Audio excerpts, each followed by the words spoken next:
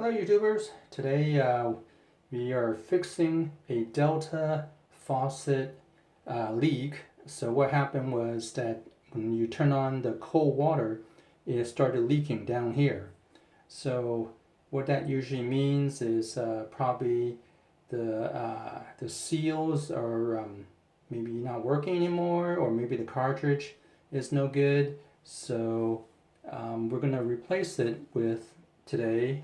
Here it is right here. Delta RP24096 is the cartridge number. And also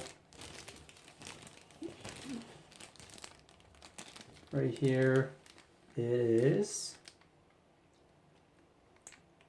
RP4993G. And here's the little rubber and the springs here as well. And so I wanted to show that to you. So for those of you who has one of these older type of knobs that you can put an Allen wrench in there, you have to get to it by getting it from the top. By removing the top, as you see here, it works the same for the other one as well. I'm going to just do this one only. And then there's a screw here. You turn it, unscrew it here. I already loosened it, so just should be really easy. And then once you loosen it, you just pull this out,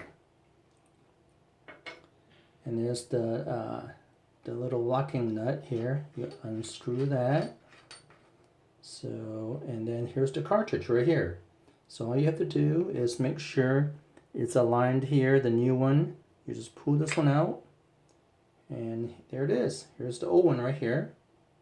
And you got the washer and the spring in there. You have to take out to replace, and then you go ahead and put in like this.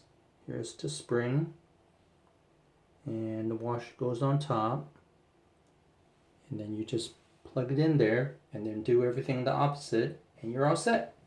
And also before you turn it on, you also want to unscrew here, so then when you turn on, it'll flush out any minerals that's in the pipes, and then you'll be all set.